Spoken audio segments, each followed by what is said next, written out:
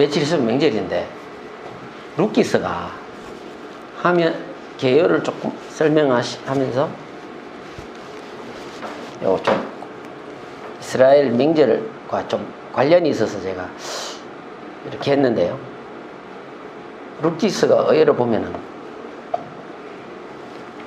흥미있는 부분이 많이 나와요. 그래서 여러분들에게 루키스 보면서 우리가 잘 알고 있는 내용 같아도요, 좀 좋은 시간 됐으면 좋겠어요. 보시면요, 루키스가 배경을 보시면 이 사사시대 말기에서 왕정시대 초기거든요. 그때 근데 어떤 사람들은 사사시대 초기로 간 사람도 있어요. 근데 이게 명확하게 안 나와요. 그래서 이거는 뭐 우리가 지나가 되는데, 기록이 보면은 다윗 시기 이후로 추정이 되거든요. 아무래도 그때 이후로 추정이 되는데, 이게 어떤 학자들은 바벨론 기한 공동체 있잖아요. 바벨론 돌아온 사람들의 이야기로 추정하는 사람들이 많아요. 그래서 이 루키가 한 시대에 대한 어떤 그 당시의 저항이 있잖아요. 저항 문학이다 하는 사람들이 많습니다. 제가 설명을 해드릴게요. 잘 보세요. 이 바벨론으로 돌아왔을 때 에스라, 느헤미야 이제 이 사람들이 지도자였잖아요. 지도자였는데 보니까 엉망이 다 된 거예요. 예루살렘 성도 해파됐고 막 성전도 다 무너져 버리고 엉망이 다 돼 있는 거예요. 그런데 보니까 성전을 짓기 전에 이스라엘부터 먼저 정리를 해야겠는 거라, 정리. 근데 이방 여자하고 결혼해서 사는 사람이 엄청 많은 거예요. 보니까 에스라가 보니까 뭐 너무 많은 거예요. 그래서 야, 이거 안 되겠다 해가지고 에스라가 명령을 내립니다. 명령을 내린대요. 이방 여자와 결혼한 사람은 다 이혼하라 이렇게 한 거예요. 강제로 그냥 이혼을 해라고 딱 명령을 내리니까 이게 좀 보통 일 아니잖아요. 그동안 같이 자식 낳고 잘 살았는데 이혼하라 하니까. 그래서 그 사람들이 이건 저항이 생긴 거예요. 헤어지기 싫은 사람들이 많은 거 아닙니까? 그래서 이 룻이라는 실제 인물이잖아요. 다윗의 조상이 되잖아요. 실제 인물에 대해서 그 이야기로, 그러니까 그냥 뭐 맞받아치면은 문제가 되니까 어떤 간접적으로 이야기를 만들어가지고 이걸 이제 이야기로 만들어가 사람들한테 퍼뜨리는 거예요. 그래서 제가 아름다운 여인 룻에 대해서 이방 여인도 이렇게 아름다웠다 이거야. 이스라엘에 와갖고 이렇게 아름다운 삶을 살았다 이거야. 그러면서 우리 이혼하라고 하지 마라 이거야. 그러면서 이걸 간접적으로 했다고 이제 이야기가 나옵니다. 그래서 이 룻기가 어제 읽어보면요, 굉장히 그 룻의 그 하나님 은혜를 얼마나 받았는가, 얼마나 아름다운 여자인가 나온 게 룻기죠. 룻기는 성문서에 속하는데요. 성문서라는 건 개토비인데 뭐냐면 지금으로 말하면 시편, 잠언, 전도서, 아가, 욥기부터 해가 시가서를 이야기하는 거예요. 시가서를 이스라엘 사람들은 성문서라고 합니다. 이걸 히브리어로 개토비라고 해요. 성문서에 속해요. 근데 분량에 따라 기록을 하는데 어떻게 했냐면은 예전에 이때 기록할 때는 종이가 없었잖아요. 어디다 기록해야 됩니까? 양피지 같은 데 기록하거든요. 양피지, 양을 잡으면 껍질 거기다가 기록한단 말이에요. 거기다 기록하는데 창세기 같은 경우는 분량이 많잖아요. 분량이 많으니까 사본을 쓸 때에 그 양피지에다 쫙 기록하면 양이 많으니까 창세기 같은 경우는 하나로 끝나요. 책 하나로 끝난단 말이에요. 그런데 룻기 그 다음에 잠언, 전서 이런 거는 양이 적잖아요.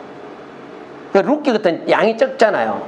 그러니까 사사기, 룻기, 사무엘상하 이렇게 쭉 돼 있으니까 룻기 같은 경우는 포함을 시켜버려요. 사무엘 같은 데 포함을 시켰어요. 그래서 한 척으로 돼 있는 거예요, 그게. 그래서 분량에 따라서 기록을 하는 거예요. 근데 히브리 성경의 성문서에 속한 대표적인 5가지 책이 있는데요. 대표적인 5가지. 그 여러분 생각에 룻기가 뭐 시가서에 들어간다고? 이렇게 생각하지만 이스라엘 사람들은 시가서에 포함을 시켰어요. 우리 이전에 그 사람들은 그렇게 했습니다. 지금도 히브리 사람들은 이스라엘 사람들의 성경에는 룻기가 성무서에 속해요. 여기에 속합니다. 근데 역사서에 속하지 않아요. 우리는 지금 역사서에 속하잖아요. 이건 70인 번역 이후에 그렇게 한 거예요. 근데 이제 5가지 책이 있는데요. 룻기, 전도서, 아가, 에스더, 에레미야가 5가지 대표적인 책이에요. 성무서에 속하는 5가지 대표적인 책이에요. 5가지 책이에요. 이 5가지 책을 명절 때, 이스라엘의 명절 때요, 회당에서 낭독을 하는 거예요. 회당에서 낭독을 했어요. 5가지를. 이스라엘의 뭐 명절이라고 하면 절기라고 그러기도 하죠. 그러면은 3가지 절기가 뭡니까? 이스라엘 사람들이 예루살렘에 올라서 꼭 이 절기는 꼭 올라가죠. 3가지가 뭐예요?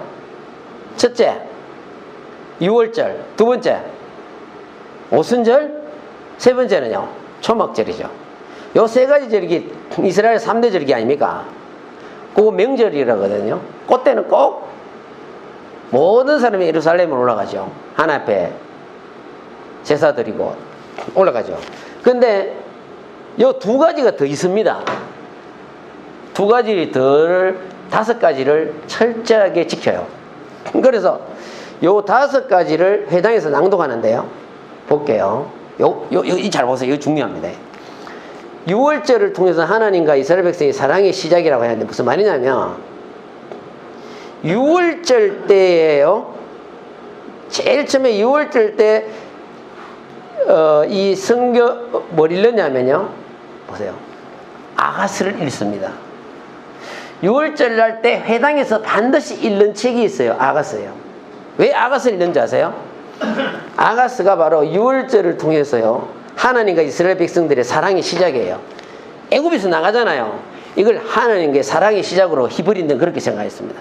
그래서 6월절에는 반드시 아가스를 읽었다는 거. 저도 이 공부하면서 처음 알았어요. 여기서 아가스를 읽습니다. 그 다음에 볼게요. 초막절에 있잖아요. 초막절에 뭘 읽었나 이거예요. 전도서를 반드시 읽었습니다. 전도서를요. 회당에서 초막절 딱 되면요, 초막절은 7일 동안 하는 거 아시죠? 초막절 여러분 아시나? 이스라엘이 광야에서 살았던 막 왜 풀가지 같은 거 꺾어와갖고 대충 지어놓고 그래서 살았잖아요. 그거를 기념하기 위해서 이스라엘 사람들이 이렇게 하는 거예요. 지금도 이스라엘 가면요, 초막절 되면 어떻게 하는지 아세요?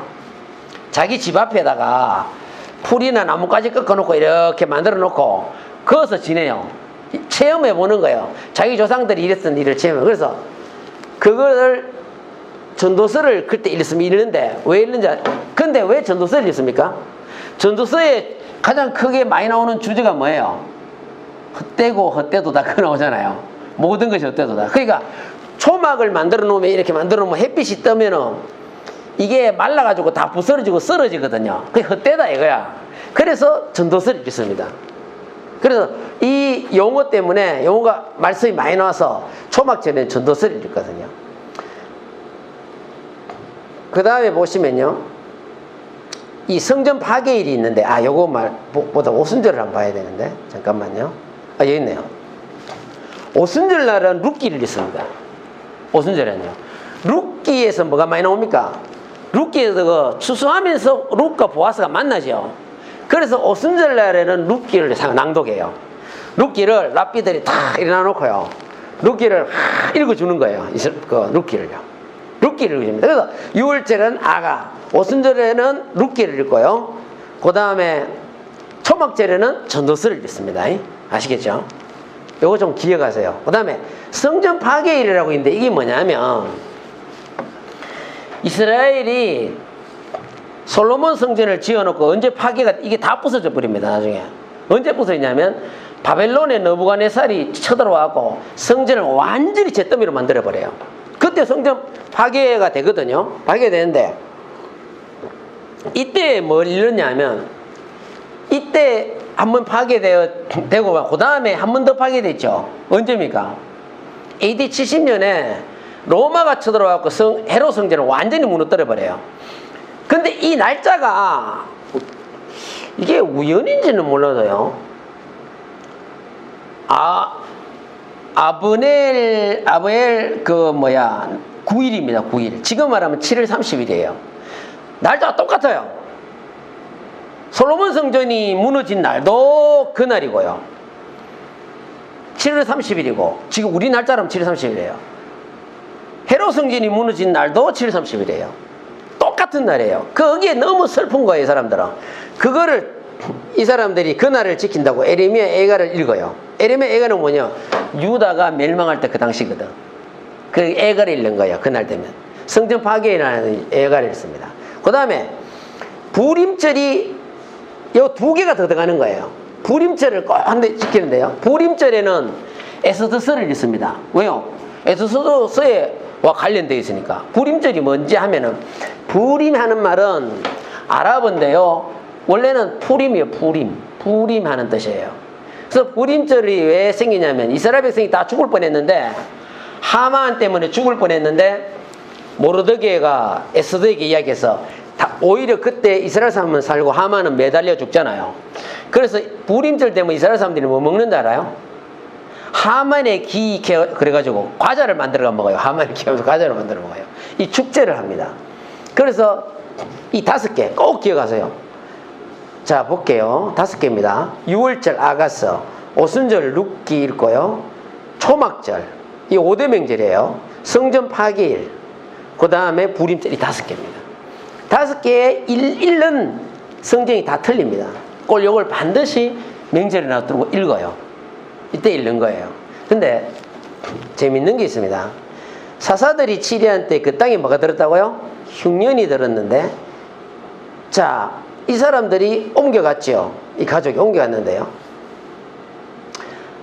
이 히브리인들의 관념에서는요, 이 세 가지가 오면, 흉년, 전쟁, 전염병, 이 세 가지가 오면 히브리인들은 뭐라고 생각하냐면 하나님을 거역한 자들이 내리시는 하나님의 심판의 채찍으로 보고요, 지도자들이 금식을 선포합니다.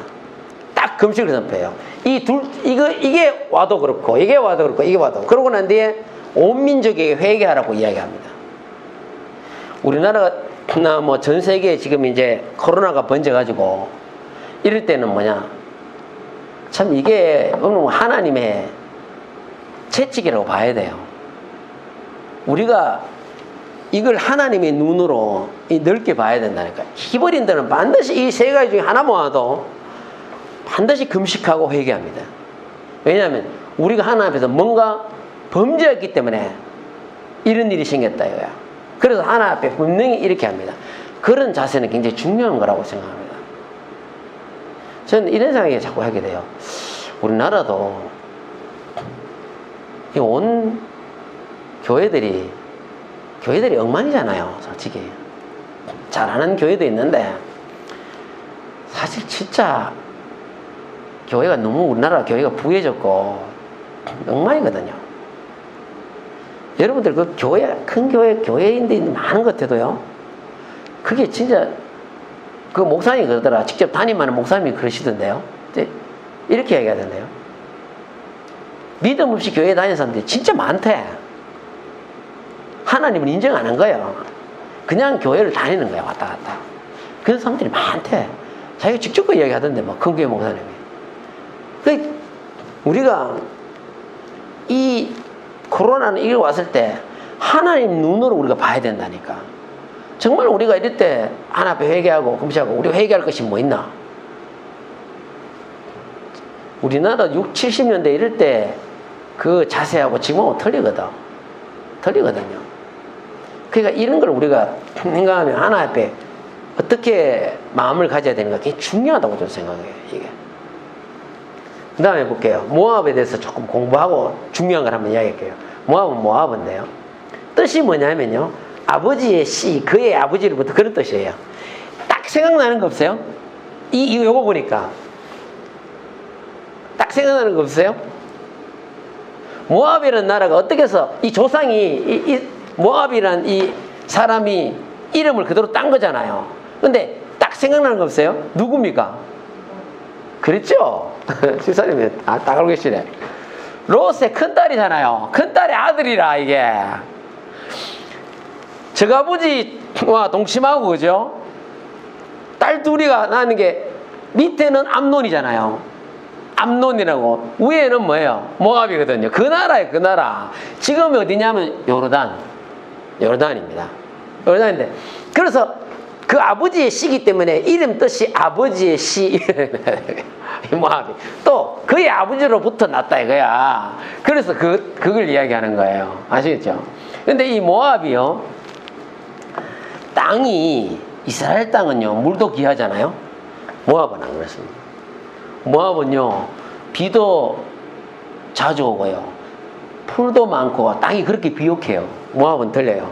그래서 이 나오미 가족들 어디로 갑니까? 가무니까 베들레헴에 흉년이 되니까 모압으로 가는 거예요. 모압이 땅이 좋거든요. 근데 모압을 자세히 보세요. 모압은 보세요. 성경에 관리 있습니다. 모세가 마지막에 죽잖아요. 그 모압이에요. 모압. 성경에 나오는데 여기 나와요. 모압이에요. 그리고 야복강 있죠. 그게 모압에 있어요. 야곱이 밤새도록 씨름한 데 있지 않습니까? 그가 모압 땅이에요. 모압 땅. 그 다음에 한번 볼까요? 출애굽한 백성이 마지막에 도착한 곳이 이 모압 평원입니다. 성경에 나와요. 모압 평원에 마지막에 도착해서 거기서 이제 들어가는 거예요. 그래서 모압이라는 곳이 상당히 성경으로 보면 참 성경 관련 있는 그런 장소입니다. 근데요, 룻 입장 2절에 보면 그 사람의 이름은 엘리멜렉이에요. 아버지예요. 그의 아내의 이름은 누굽니까? 나오미. 아들의 이름은 큰아들 말론, 둘째 아들은 기론이죠. 그 다음에 유다 베들레헴 에브라 사람인데 그들이 모압 지방에 들어가서 거기 살더니 룻기서에서 나오는 이름이 있죠. 하나, 둘, 셋, 넷. 굉장히 중요합니다. 이거는요. 이건 제가 따로 하려고 오늘을 지금 준비를 안 했어요. 굉장히 중요합니다. 이 이름이 불어야 이게 왜 이렇게 된지 스토리가 나옵니다. 하나님의 메시지가 나와요. 굉장히 중요합니다. 이게. 근데 보면요.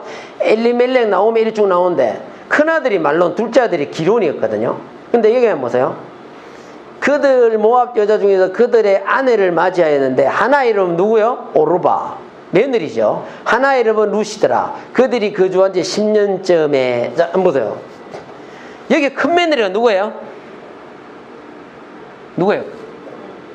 오르바? 다 그렇게 얘기한다니까. 다 그렇게 얘기한다니까. 이게 왜 그러냐면 보세요. 순서가 말론 나오고 기론 나오고 근데 순서가 오르바로 룬 나오잖아요. 그 사람들이 뭐라고 하는지 아세요? 큰 며느리 다 오르바래. 저도 그렇게 안 하세요. 큰 며느리가 루시고 둘째 며느리가 오르바입니다. 보세요. 우리 성경을 제대로 못 보고 있는 거예요. 룻기 4장 10절 한번 보세요. 지금 펴서 보세요. 4장 10절 한번 보세요. 큰 며느리가 루시예요. 말론의 아내였어요. 4장 10절에 우리 기쁨의 어머님 집사님 읽어보세요. 4장 10절. 또 말론의 아내 모압의 여인 룻을 타서 나의 아내로 맞이하고 그 죽은 자의 기억을 그의 이름으로 세워 그의 이름이 그의 형제 지구가 그곳 성문에서 끊어지지 아니하게 하매 너희가 오늘 증인이 되었느니라 하니. 자 보세요. 말론의 아내가 누굽니까? 룻이죠. 딱 나오잖아요. 룻이 큰 며느리고 오르바 둘째 며느리입니다. 이거 전부 다 목사님들도 그렇고 설교할 때요. 오르바가 큰 며느리. 저도 그래 설교 많이 했어요. 아니에요. 말론의 아내가 룻인데 이게 왜 이래 되는지 아세요? 자, 이거 보세요. 보여드릴게요. 이스라엘의 문화 구조 때문에 그래요. 교차 대구법이라 그래요. 볼까요? 이 보세요. 이거 나오잖아요. 자, 여기 보세요. 자, 여기 보세요. 이렇게 이것 때문에 그래요. 교차 편집, 히브리인들이 문화 구조에 교차 편집을 해서 그래요. 히브리인들이 이렇게 많이 해요. 보세요. A와 A-를 묶어버려요. B와 B-를 묶습니다. 이렇게 나열을 합니다.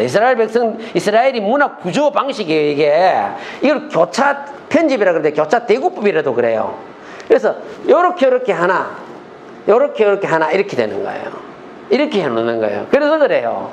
그래서 이거를 그 큰 며느리가 룻이라는 걸 꼭 기억하셔야 합니다. 그 다음 여기 한번 보세요. 오르바가 이름만 볼게요. 오르바. 이름대로 가는 겁니다. 히브리인들은요, 이름을 지을 때 얘가 이름대로 인생을 살아야 된다 하는 마음으로 이름을 짓습니다. 이름이 그 사람의 정체성이에요. 굉장히 중요한 거예요. 자, 여기 볼게요. 오르바는 오르파인데 뜻이 뭐냐면 구름, 목, 뒤, 그렇죠? 근데 이 목 뒤는 뭡니까? 목 뒤. 뭔 이름이 목 뒤야? 나중에 이 두 며느리가 나오미가 따라오니까 너가 돌아가라 이거야. 너가 민족으로 돌아가라. 이렇게 누가 돌아갔습니까? 오르바가 돌아가죠. 오르바가 돌아갔대. 돌아가면서 뭘 보여요? 목뒤를 보이는 거예요. 그 이름이 여기 목뒤에 목뒤. 아시겠죠? 돌아서서 목뒤를 보인다는 거야. 근데 구름은 뭔데? 구름처럼 흘러갔다. 자기 민족으로 다시 흘러갔다 그 말이에요. 그래서 이 룻기에 나오는 이름은 굉장히 좀 그 정체성을 이야기하는 거예요. 근데 룻은 안 보여요. 루트죠. 루트. 이 뜻이 뭐라고요? 우정, 친구죠. 누구의 친구가 됐다고요? 누구의 벗이 됐다고요? 시어머니 나오미의 벗이 되고 이스라엘 민족의 벗이 되고 이방 여자로서 벗이 됐다는 거예요. 그 뭘로 지켰다고요? 우정을 지켰다는 거예요. 그래서 룻 이름이 이런 거, 큰 며느리 이름이 이렇게 나오는 겁니다. 여러분, 우리는 구름처럼 떠돌아다니는 사람이 돼서는 안 됩니다. 따라왔더라면 주님의 백성이었는데 가면 주님의 백성이 안 되죠.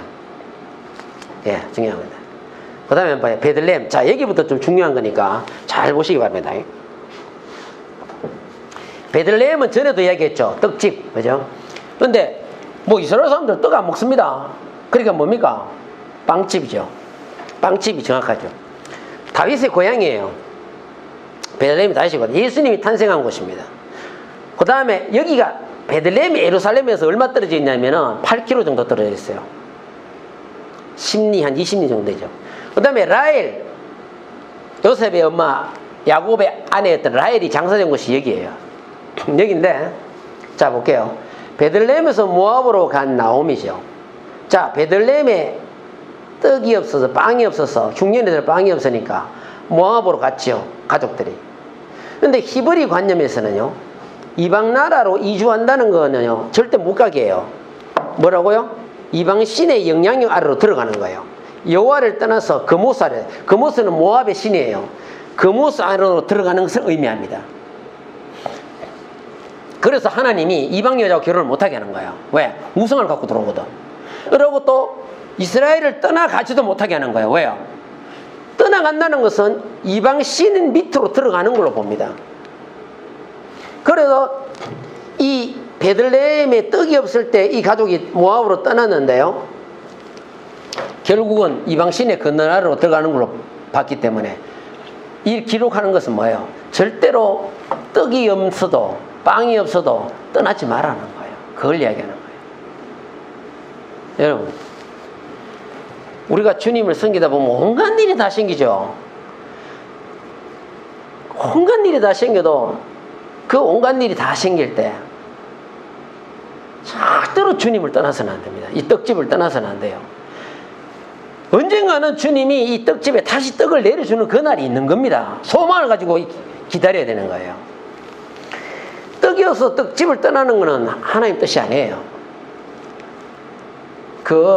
제가 목사님, 아는 목사님에 대해 들었는데, 학교 다닐 때 교수였대요.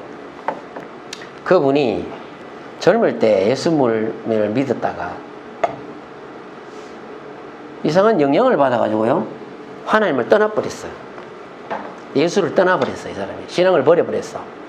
버려버렸는데 자기 아들이 어느 날 어때 병이 왔는데요, 좀 희귀병이 왔어요. 근데 그거 병원에다가 가서 진단을 받아보니까 수술을 하면 되긴 되는데, 근데 아주 어렵대. 가능성이 희박하다는 거예요. 근데 가서 수술을 하려고 맡긴데, 미국에는 병원이 이렇다네요. 우리하고 틀린데요. 우리는 애들 옆에 있을 수 있잖아요, 간호한다고. 미국에는 아동병원에 가면요, 애를 간호하는 사람이 따로 있기 때문에 부모들은 집에 보내뿐대요. 절대 못 있게 한대요. 그래가 돌아가면서 이 사람이 예수를 떠났기 때문에 그냥 어떻게 할 줄을 모르겠더라는 거예요. 자기가 어떻게 할 줄을 모르겠다는 거예요. 근데 지나가다 보니 교회가 하나 있길래 들어가고 하나님께 그렇게 울면서 간절히 자기 아들을 위해서 기도할 수밖에 없더라는 거예요. 여기서 자기가 하나의 음성을 듣습니다. 하나의 음성을 듣는 거예요. 그 떠났다가 다시 하나의 음성을 듣고 주님 앞으로 돌아왔는데 기도하고 나서 나도 보기 수술이 잘 되고 아들이 살았어요. 그 주님을 떠난 때부터 우리는 지옥이라고 보면 돼요. 떡집에 떡이 없어도 절대 주님을 떠나서는 안 되는 거라. 어쨌든 제가 저후에 교회에 있을 때 그 교회 집사님 교회 제가 갔을 때 거기에 처음부터 끝까지 있던 집사님 그 이야기 들어보면 저한테 하늘 와서 이야기 들어보면 시골에 그때 그 교회가 오지였거든. 그니까 깡촌이었어요. 기아자동차도 없을 때고. 그러니까 목회자들이 오면 그 다음날 아침에 새벽 기도가 뭐 없대요. 그래 방에 그래가 목사님하고 두드리면요 소리가 없다는 거예요. 문 열고 나가면요 보따 다 집어주고 도망가고 없어. 그런 일이 한두 번이 아니었대. 그 이야기 하시더라니까. 한두 번이 아니었다는 거예요. 그러니까 성도들이 목회자들이 와서 자꾸 그렇게 하니까 성도들이 실망해갖고 자꾸 떠나는 거예요. 성도들이 다른 교회로 가버린 거야. 나중에는 다 가버리고 집사님 혼자 남았어. 한 명이 남았어. 한 명. 그분이 끝까지 그 길을 지켰어요. 안 떠났어요. 매일 이 교회를 지키면서 그 집사님 혼자서 학생들 붙들고 매일 기도 모임 했대. 저녁마다 기도. 그 집사님 왜 안 떠난지 아세요? 다 떠났는데 진리 때문에 못 떠났대. 유일하신 하나님, 예수 이름의 침례, 성령, 이 복음 때문에 못 떠났다는 거예요. 딴 데 가고 나는 타협할 게 뻔하다 이거야. 여러분들요, 딴 데 가면 여러분 나는 굳게 지키리라 이 진리의 말씀을 복음을 지키지 안 됩니다. 1년만 있어보세요. 다 타협합니다. 그거나 똑같다. 그래 안 해도 돼. 그건 다 반다. 대부분 타협합니다. 그래 안 될 줄 아십니까? 제 주위 사람에 그렇게 떠나가 타협하는 사람 한둘이 본 게 아닙니다. 그렇게 되게 돼 있어요. 자꾸 듣거든요. 들으면 이거 등기라. 그 지사님이 이 복음 때문에 끝까지 지킨 거예요. 하나님이 그분을 축복했어요. 나중에 암이 왔을 때 하나님이 그를 살려주셨다니까. 지금도 살아계세요. 건강하게. 자기가 그럴 때 내한테 한날 어디 갔다 오기를 어디 갔다 오십니까 하니까 병원에 검사 받고 온대. 검사는 왜 욕할게? 정기적으로 검사 받는데 암 때문에 옛날에 수술했고 뭐 그랬으니까. 저한테 이런 이야기를 한다. 같은 암으로 걸렸던 사람이 세브란스 병원에 입원해 있었는데 같은 병실에 있던 사람이 다 죽었더래. 의사가 그렇더래. 다 죽고 혼자 남으셨다 하더래.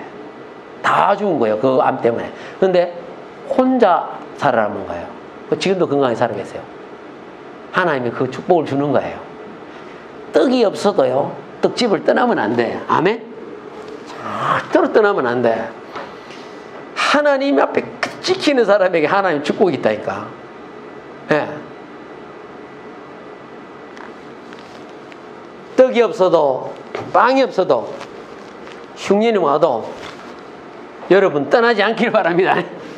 예수 안에 거할 때 하나님의 역사가 나타나는 겁니다. 우리가 한번 읽어볼까요? 여호수아서요. 한번 읽으시면 여러분 도움 되시고. 자, 시작. 만일 여호와를 섬기는 것이 너희에게 좋지 않게 보이거든 너희 조상들이 강 저쪽에서 섬기던 신이든지 또는 거주하는 땅에 있는 아모리 족속의 신이든지 너희가 섬길 자를 오늘 택하라. 오직 나와 내 집은 여호와를 섬기겠노라 하니. 여호수아가 죽기 전에 고별 설교를 하는 거예요. 저 강 건너편에 그 신이 좋게 보이나 가서 마음대로 해라 이거야. 택하라 이거야. 근데 뭐라고 이야기합니까? 나와 내 집은 여호와를 섬기겠대. 이런 신앙 고백이 여러분들의 고백이 되길 바랍니다. 이 여호수아의 고백이 여러분 고백이 돼야 돼. 절대 떠나지 않겠다는 거예요. 그 다음에 뭐죠? 많은 사람들이 성경에 보면 예수께 나왔다가 그날의 제자들도 그렇고 성경에 그 나와요. 요 바로 위에 구절 나와요. 많이 떠났대. 많이 떠나고 다시는 예수와 다니지 않았대. 예수님이 한번 설교하고 나게 많이 떠나서. 그래서 예수님이 이야기합니다. 예수께서 12제자에게 이르시되 너희도 가려느냐? 베드로가 뭡니까? 자, 읽어봅시다. 이 밑에 시작. 시몬 베드로가 대답하되 주여 영생의 말씀이 주께 있사오니 우리가 누구에게로 가오리까? 아멘. 베드로가 영생의 말씀이 얘기인데 내가 누구에게로 가겠나 이거야. 이 베드로의 고백이 항상 여러분의 고백이 되시기 바랍니다. 진리가 이런 말씀이 있는데 내가 누구한테 가겠느냐 이거야. 내가 어디 가겠냐 이거야.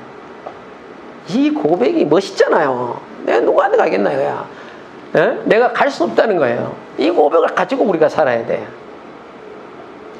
대만은 세상을 사랑하여 데살로니가로 가버렸대. 떠나가버렸대. 참 사도 바울이 그런 많은 핍박이 있어도요 목숨 걸고 주님 안에 거하잖아요.